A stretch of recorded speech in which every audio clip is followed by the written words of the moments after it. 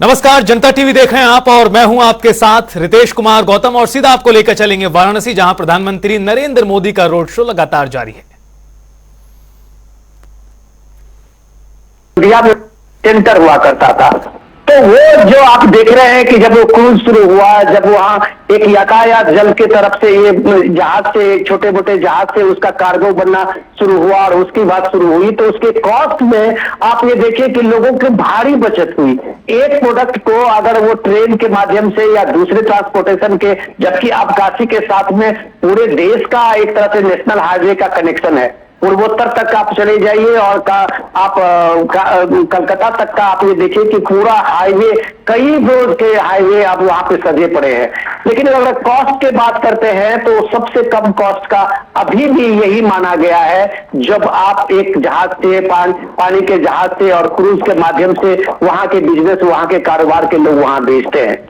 ये अलग बात है कि इस दौर में जो नमामि गंगे का अभियान था, उस गंगे के अभियान के बाद गंगा की स्वच्छता बढ़ी है, तो गंगा का जलस्तर भी बढ़ा है। गंगा में पानी का जब से आपने देखा तभी से वहां ये संभव हो पाया है। और उसके बाद देखिए कि उसके साथ में बिहार और बिहार के साथ लगते हुए झारखंड और झारखंड के साथ में वो पूरा जो नमामि गंगे का अभियान है, उस गंगे के अभियान के साथ में आप ये बिजनेस एक्टिविटीज को देखें तो साथ साथ आप उसके साथ में जो वहां किसानों की जो एक्टिविटीज है वो भी इंपॉर्टेंट है।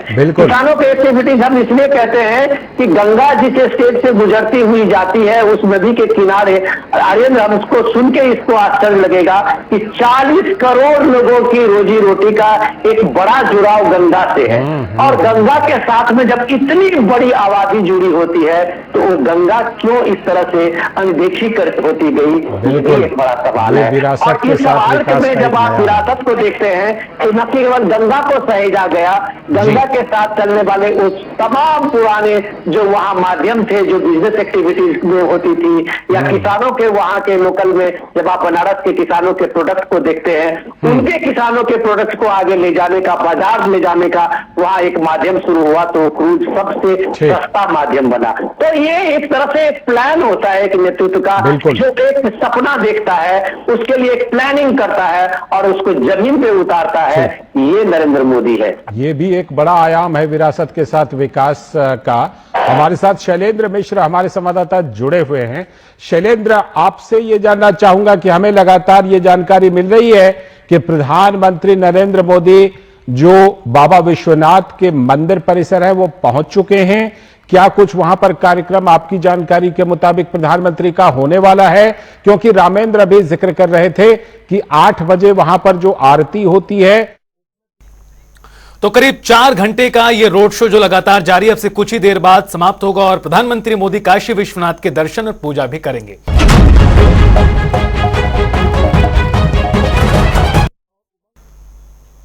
और ब्रेक के बाद आपका स्वागत है। अब बात करेंगे लोकसभा चुनाव की। आपको बता दें कि चौथे चरण में उत्तर प्रदेश में भी आज 13 सीटों पर मतदान हुआ है और शाम 5 बजे तक के जो आंकड़े सामने आए हैं मत प्रतिशत के, उसके अनुसार 56.35% वोट पड़े हैं। और आपको यह भी बता दें कि खीरी में 62.75%, दौरारा में 62.72%। इसी तरह से जो 13 सीटें हैं उसमें किस तरह का मतदान प्रतिशत रहा वो आपको बता रहे हैं। लेकिन कुछ सीटों पर बेहद ही कम वोट परसेंटेज रहा है। उसमें से कानपुर भी एक सीट है जहां पर 50.91% मतदान हुआ। शाम 5 बजे तक के आंकड़े ये बताते हैं। इसी तरह से आपको बता दें मतदान प्रतिशत को लेकर कि अब से जिस तरह से जो फाइनल आंकड़े सामने आएंगे अब से कुछ ही घंटे बाद और कल तक जो आंकड़े सामने आएंगे उसमें मान सकते हैं कि 2 से 3% की वृद्धि भी हो सकती है, जिस तरह से पूर्व के आंकड़े रहे हैं। आज हम इसी मुद्दे पर बातचीत करेंगे जो उत्तर प्रदेश में 8 फिर 10 तीसरे चरण में और आज 13 सीटों पर जो चौथे चरण में मतदान हुआ है, मतदान प्रतिशत क्या कुछ कहता है। चूंकि इस 13 सीटों में से कुछ सीटें हाई प्रोफाइल भी हैं, जिसमें अखिलेश यादव भी चुनाव लड़ रहे हैं, जिसमें अन्य बीजेपी के बड़े नेता भी लड़ रहे हैं जैसे साक्षी महाराज।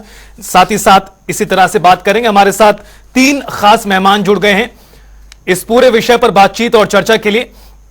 हमारे साथ बातचीत करने के लिए प्रमोद मिश्रा जी हैं, बीजेपी प्रवक्ता। हमारे साथ कपिल श्रीवास्तव जी हैं, समाजवादी पार्टी की ओर से। और हमारे साथ हेमंत मिश्रा जी हैं, कांग्रेस पार्टी के प्रवक्ता। आप तीनों का बहुत स्वागत है इस खास बातचीत में, और बातचीत की शुरुआत आप ही के साथ करेंगे। प्रमोद मिश्रा जी, ये वो चरण है जहां पर उत्तर प्रदेश में पिछले चुनाव में आपने सभी की सभी सीटें जीती थी, यानी 13 की 13 पर कमल खिला था। कुछ यहां पर समाजवादी पार्टी के गढ़ भी माने जाते हैं जिनको पिछली बार आपने ध्वस्त कर दिया।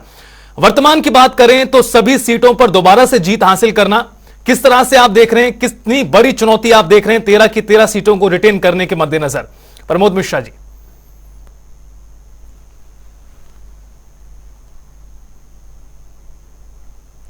आप तक आवाज पहुंच पा रही प्रमोद जी?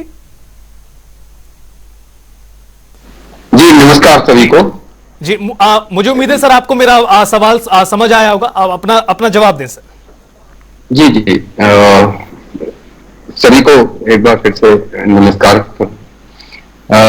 बिल्कुल, देखिए पिछली बार हमें हर एक सीट पे जनता का विश्वास प्राप्त हुआ जी, और विजय के रूप में उसकी परिणति हुई।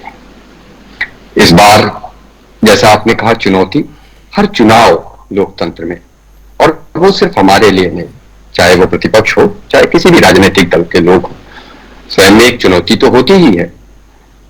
लेकिन जब हम इस बार चुनाव में गए हैं तो हम अपनी उपलब्धियों के हैं। हमने लोगों को ये बताया है कि हमने जो कहा था हमने वो किया, हमने जो वादे किए थे हमने उनको निभाया।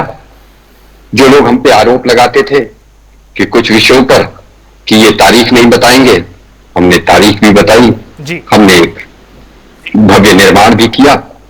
जो लोग हम पे कहते थे कि धारा 370 इनके लिए एक चुनावी मुद्दा है, ऐसे विषयों को भी छुआ।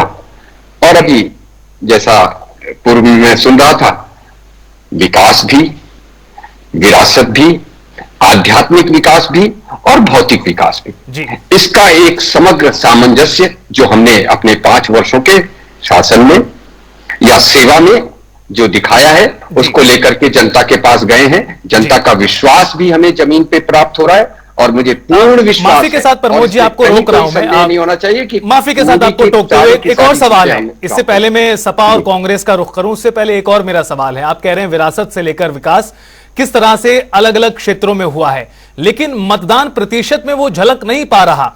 चाहे अब पहले से लेकर तीसरे चरण के मतदान की बात करें, जो परसेंटेज वहां पर आया, कमोबेश स्थिति यहां पर भी वही नजर आ रही है। और कुछ सीटों पर तो बहुत ज्यादा 50% के आसपास कुछ सीटों पर वोट पड़े हैं, जिसमें कानपुर भी सीट शामिल है, फर्रुखाबाद में 56 के आसपास है, इसी तरह उन्नाव में 53.97% वोट पड़ा है। ये 5वीं तक के आंकड़े मान सकते हैं कि बढ़ सकता है। जिस तरह से चीजें आप रख रहे हैं धरातल पर, उसका असर वोट परसेंटेज में तो नजर नहीं आ रहा प्रमोद जी। नहीं, ऐसा नहीं है। कानपुर में पिछले 2019 के चुनावों का अगर आप आंकड़ा देखते हैं तो कानपुर में, अगर मैं सही बता रहा हूं, तो 51.62% था। फर्रुखाबाद में भी लगभग 58% वोटिंग थी, और उसी ट्रेंड पर है जी। और जैसा कि आपने अपने ही वक्तव्य में कहा कि ये 5 बजे का आंकड़ा है, 6 बजे के आंकड़े में आप देखेंगे कि पिछली बार के आंकड़ों के बराबर या उनसे ऊपर ही होगा। ठीक है, आप कह रहे हैं कि आंकड़ा आसपास ही रहेगा, जिस तरह से 2019 में रहा था उसी तरह से 2024 में भी रहेगा। मैं लौटूंगा आपके पास प्रमोद मिश्रा जी। कपीश जी भी जुड़े हुए हैं, समाजवादी पार्टी के प्रवक्ता। कपीश जी, क्या आप तक आवाज पहुंच पा रही है? लगता है कपीश जी तक आवाज नहीं पहुंच पा रही है। दोबारा से प्रयास करते हैं उनसे जुड़ने का। हेमंत मिश्रा जी का रुख करते हैं। हेमंत जी, कांग्रेस पार्टी भी इन 13 सीटों में से 2 सीटों पर चुनाव लड़ रही है। मतदान का जो प्रतिशत है वो बढ़ता हुआ नजर नहीं आ रहा। जो पैटर्न सेट हुआ है पहले चरण से लेकर अब तक की स्थिति में, कुछ कमोवेश वही स्थिति नजर आ रही है। इन 13 में से 2 सीटों पर जहां आप लड़ रहे हैं और साथ ही साथ इंडिया के तहत समाजवादी पार्टी लड़ रही, कितना आश्वस्त हैं आप इन 13 में से सीटों को लेकर? देखिए रितेश जी, मैं पहले कहना चाहूंगा जी कि मतदाताओं में उत्साह नहीं, उसके पीछे कुछ वजह है। जी, जैसे 2014 में जिस तरीके से माहौल क्रिएट किया गया, 2019 में उसी तरीके का माहौल क्रिएट किया गया, परिणाम स्वरूप वोटिंग परसेंटेज बढ़ा। लेकिन आज जनता यह समझ चुकी है कि जिस तरीके के माहौल क्रिएट भारतीय जनता पार्टी के द्वारा किए जाते रहे जी, वो अब जनता उसको समझ चुकी जी और जनता समझ करके ये देख रही है कि हमारी आवश्यकताओं की पूर्ति भारतीय जनता पार्टी की केंद्र की सरकार और उत्तर प्रदेश की योगी जी की सरकार नहीं कर पा रही है। इस वजह से कहीं ना कहीं जनता में उदासीनता है, कुछ मौसम की वजह है जिसकी वजह से भी जनता में उदासीनता है, मैं मानता हूं। भारतीय जनता पार्टी की जो सगल रहा, जो मैं अभी बीजेपी प्रवक्ता महोदय को सुन रहा था जी, उन्होंने कुछ चीजों को उठाया। एक तो राम मंदिर के बारे में आपके द्वारा यह कहा गया कि हमने तारीख बताई, हमने ये किया, हमने वो किया। आप गुमराह मत करिए।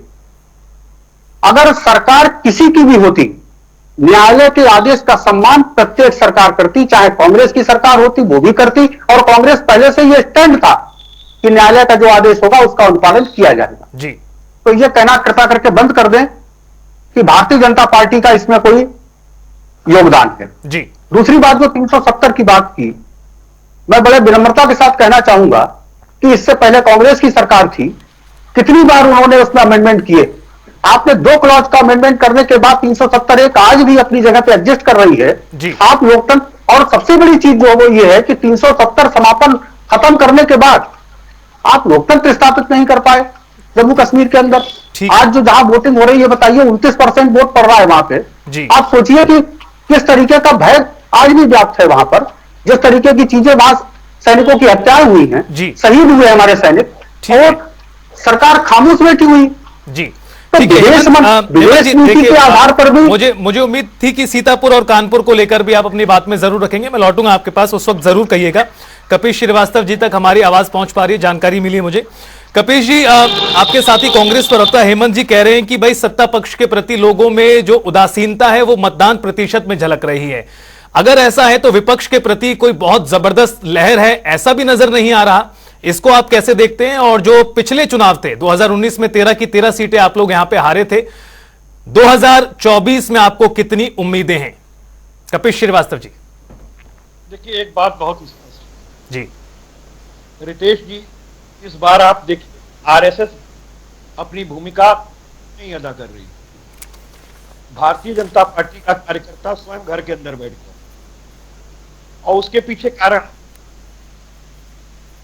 आरएसएस तरीके से मोदी जी ने और अमित शाह जी ने किनारे लगा दिया है और भारतीय जनता पार्टी पर एकाधिकार कर लिया है जी, इससे उनके अंदर बेबसी है। और महंगाई और बेरोजगारी, शिक्षा 10 गुनी महंगी हो चुकी है। इसको लेकर के भारतीय जनता पार्टी के जो कार्यकर्ता हैं, जो अमीर नहीं है वो कार्यकर्ता, उन पर असर पड़ा है, क्योंकि उनसे उनके रिश्तेदार पर घोषणा करा कर दी कि भाई जो व्यक्ति माता गंगा को गारंटी ना दे सका कि हम आपको साफ करने आ रहे हैं, मां गंगा ने बुलाया है, लेकिन उन्होंने तो गंगा मंत्रालय ही साफ कर दिया मां भारती के साथ। लेकिन गंगा नदी वहीं पर है और साफ नहीं हुई। 20,000 करोड़ रुपए का घोटाला सामने है, लेकिन उस पर मोदी जी बात करने के लिए तैयार नहीं। राम मंदिर की बात कर रहे थे कि तारीख बताएंगे, आप बताए हैं तारीख, क्या कहना चाहते हैं? सुप्रीम कोर्ट का निर्णय आपने लिखा है। अगर आप ये कह रहे हैं तो आप न्यायपालिका पर हमला कर रहे हैं, और आप करेंगे भी क्यों नहीं, क्योंकि आप तो भारतीय संविधान को अपना मानने के लिए तैयार नहीं थे। 55 साल तक ना आपने संविधान माना और ना आपने इस तिरंगा झंडा को नागपुर के ऊपर लहराया। तो ये सारी चीजें आपके सामने हैं। अब मैं इनके 2014-2019 के जो जुमला पत्र थे उस पर आ जाते हैं जी। 2 जुमले पत्र के जुमले पूरे नहीं हुए, तीसरा जुमला पत्र लेकर सामने आ गया, तो क्या जनता के अंदर आकर्षण होगा? जनता पूछ रही है 20 करोड़ रोजगार और नौकरियां आपने कहां पर दी है प्रभु, ये बताइए। क्यों विश्व की सबसे ज्यादा महंगाई डबल डिजिट में भारत के अंदर है, बेरोजगारी सबसे ज्यादा 1972 के बाद आज है। ठीक है। और मोदी चैन की बांसुरी बना रहे हैं, नीरज जो है वो चैन के बांसुरी बजा रहे हैं, और पूरा भारत में हाहाकार मचा हुआ है बेरोजगारी को लेकर। इनसे पेपर नहीं लिखा जाता, पेपर लीक कर जाते हैं, लाखों लोगों के रुपए खराब हो रहे हैं, युवाओं का भविष्य खराब हो रहा है, लेकिन भारतीय जनता पार्टी मोदी की गारंटी में लगी हुई है। वो समझने की गारंटी की जो कि ना मां गंगे को दे पाए, ना अपने गंगे मां को दे पाए। तो आप सोचिए कि इनकी कौन गारंटी पर विश्वास करेगा, ना परिवार वालों कपिश जी, सवाल तो इसी कपिश जी, सवाल इसी लिहाज से महत्वपूर्ण था। आप कह रहे हैं कि सत्ता पक्ष के जिस तरह से जुमले रहे, गारंटियां रही, वो हुई नहीं पूरी, और इस वजह से ये जो रुझान है लोगों का मतदान के लिए दिखाई नहीं पड़ रहा। लेकिन अगर विपक्ष की बातें काम कर रही हैं, जिस तरह से आप लोगों का कहना है, तो मतदान प्रतिशत बढ़ना चाहिए था। कुछ सीटों पर निश्चित तौर पर बढ़ता नजर आ रहा है, लेकिन अन्य सीटों पर ऐसा होता नजर नहीं आ रहा है। मैं कपिश जी आपके पास लौटूंगा, चूंकि आप मैं लौटूंगा आपके पास। छोटी सी टिप्पणी अगर करना चाहें प्लीज। जी जी। लेकिन 10 सेकंड की मैं आपको कह रहा हूं कि इनके जितने बड़े चेहरे 13 जम्मू में से कुछ जगहों पे लड़ रहे हैं, वहां मत भयंकर रूप से गिर गया है। जी। जहां की घंटा पे इन्होंने अचानक हमारी पार्टी से नेता उठा लिया। तो आप सोचिए कि इनके ऊपर कोई विश्वास करने के लिए तैयार नहीं है। और जो लोग निकल रहे हैं वो भारतीय जनता पार्टी को हराने के लिए निकल रहे हैं। ठीक है, मैं तो निकल ही नहीं, मैंने आपको बताया। ठीक है, मैं लौटता हूं कपिश जी आपके पास। 1000 से नीचे पहुंच रही हो तो बताइए। ठीक है, आपने जो सवाल उठाया है उसका जवाब, कपिश जी जो आपने सवाल उठाया है उसका जवाब एक बार ले लेते हैं प्रमोद मिश्रा जी से। प्रमोद मिश्रा जी, 2 कारण गनाए गए हैं। एक कारण यह कि भाई आरएसएस आपको सपोर्ट नहीं कर रहा, इस वजह से जो मोबिलाइजेशन आपका हुआ करता था वो नहीं हो रहा है।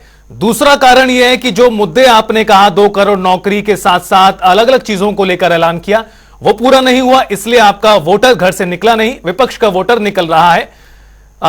ये कहना है कपिश श्रीवास्तव जी का। प्रमोद जी।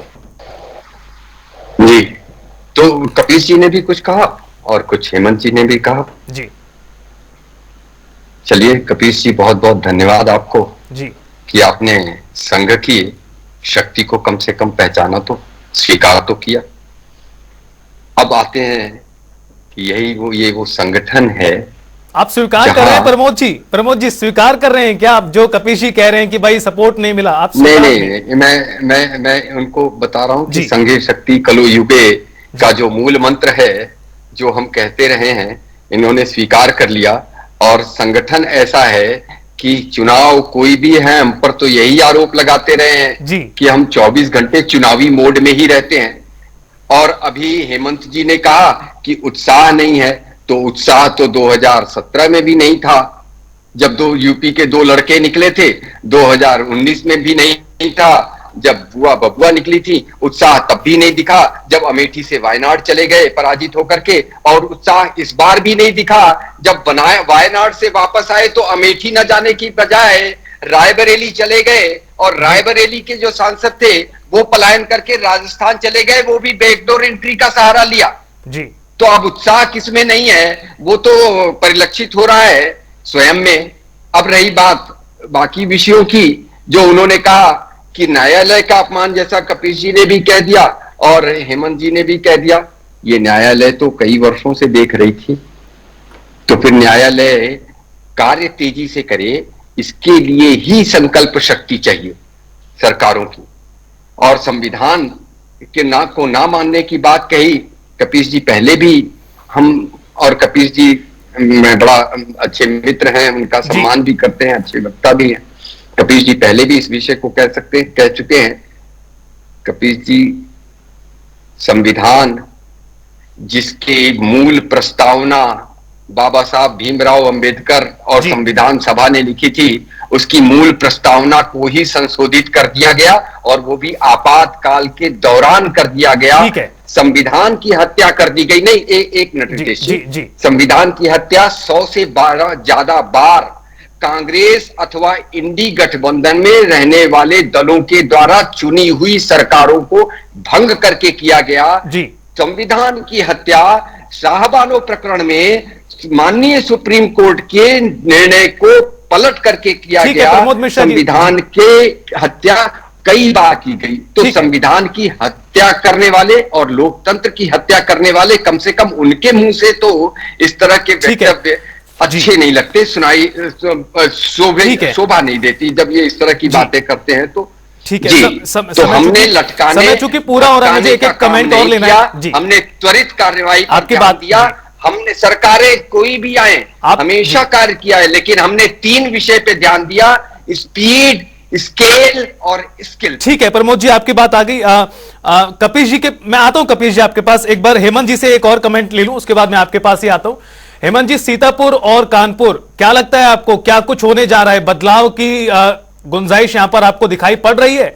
क्योंकि जिस तरह से मतदान हुआ है कानपुर में बेहद कम है, सीतापुर की बात करें यहां करीब 60% के आसपास, 60% से ज्यादा हुआ है और यह आंकड़ा निश्चित तौर पर बढ़ेगा भी। कितना उम्मीद है आपको 2024 के चुनावों में और खास तौर पर इस चरण में?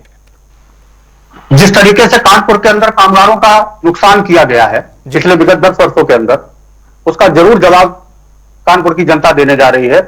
और सीतापुर कानपुर नहीं, जहां जहां गठबंधन लड़ रहा है, हम पूरी ताकत के साथ लड़े हैं और जनता का भरपूर समर्थन हमें मिल रहा है और हम सभी सीटें जीतेंगे, पहली बात जी। दूसरी बात, मैं आपकी बात का जवाब दे दूं आदरणीय मिश्रा जी का। देखिए, भारतीय जनता पार्टी के क्रियाकलाप भारतीय जनता पार्टी को हराने के लिए काफी है जी। 10 साल के अंदर भारतीय जनता पार्टी के द्वारा कोई ऐसा उल्लेखनीय कार्य जो जनता के हित में रहा हो, बता दीजिए। नहीं बता पाएंगे, क्योंकि आज तक अपने मैनिफेस्टो के बारे में ना तो आदरणीय नरेंद्र मोदी जी बता पाए, ना अमित शाह जी बता पाए, ना ही भारतीय जनता पार्टी का कोई अन्य नेता बता पाया, क्योंकि अपने मैनिफेस्टो में कोई ऐसी चीज नहीं है जिस पर जनता विश्वास कर सके। क्योंकि 2 करोड़ रोजगार देने की बात भारतीय जनता पार्टी के 14 के घोषणा पत्र में थी, 19 के घोषणा पत्र में थी। महिलाओं को ठीक है हेमंत, सुरक्षित रखने की बात, रोक रहा हूं प्लीज, की बात, 10 सेकंड लूंगा केवल जी 10 सेकंड। उसके बावजूद भी आज प्रधानमंत्री जी एक ऐसे व्यक्ति के पीछे खड़े हैं जो बलात्कारी है। आप बताइए किस तरीके से वोट मांग रहे हैं? ठीक है कपीश श्रीवास्तव प्रदेश के अंदर जिस तरीके से हत्याएं हो रही हैं, अपराध के मामले में उत्तर प्रदेश नंबर 1 बना हुआ है। आप बताइए किस तरीके से आप क्या बुलडोजर कार्रवाई आप कर रहे हैं? लेकिन उसके बावजूद भी उत्तर प्रदेश शांत नहीं हो रहा है। कल अमित शाह जी की रैली में कमेंट लेना प्लीज, लास्ट 1.5 मिनट बाकी रह गया। कपीश जी, जो पूरा सिनेरियो आज का रहा है, चौथे चरण में 13 सीटें मतदान के लिए गई हैं। समाजवादी पार्टी इंडिया गठबंधन के तहत आपको कितनी उम्मीदें 19 से 24 में जो रिजल्ट में परिवर्तन आएगा? कपीश जी, जैसे एक चीज ये है कि जनता का हृदय टूटा है, और जनता का जब हृदय टूटता है तो नए नए इतिहास बनते हैं और पुराने इतिहासों को बदला भी जाता है, इनका रिकॉर्ड भी टूटता है जी। ये 13 में 13 हारने जा रहा है जी। और उसका कारण जनता को एक नया ज्ञान हमारे प्रधानमंत्री जी ने दिया है उड़ीसा के अंदर कि जिलों की कैपिटल पूछ रहे हैं। तो अब मुझे मिश्रा जी बता दें कि ये नरेंद्र मोदी जी ने जो नया इजाद किया है उसमें आप लखनऊ का कैप्टन क्या है, उन्नाव का कैप्टन क्या है, शाहजहांपुर का कैप्टन क्या है? तो प्रभु, जब जनता को ये पता चल जाता है कि टेलीप्रिंटर से पढ़ने वाले विद्वान नहीं हुआ करते हैं तो निश्चित रूप से उनका दिल टूट जाता है। और दूसरी बात मैं कहूँ, माननीय सर्वोच्च न्यायालय की अवमानना की आप बात कर रहे थे। अरे महाराज, कुछ आपको खुद सोचना चाहिए कि जब आपने अभी शिवसेना की सरकार उद्धव जी की गिराई तो सुप्रीम कोर्ट की संवैधानिक पीठ ने इस बात को कहा कि आपने गैर संवैधानिक ढंग से उद्धव जी की सरकार को गिरा दिया। ठीक है कपीश जी, मैं माफी के साथ आपको सर रोक रहा हूं जी, समय मेरे पास इतना ही था, माफ कीजिएगा सर। प्रमोद मिश्रा जी, कपीश श्रीवास्तव जी और हेमंत मिश्रा जी, आप तीनों मेहमानों का बहुत शुक्रिया हमारे साथ जुड़ने और बातचीत के लिए। तो आप चौथे चरण में 13 सीटों पर मतदान हुआ है और मतदान का प्रतिशत किस तरह का रहा वो भी आपने सुना। किसकी गारंटी चली, किसका मुद्दा चला, इसका नतीजा तो 4 तारीख को ही सामने आएगा। बहरहाल इस बुलेटिन में इतना ही। आप देखते रहिए जनता टीवी।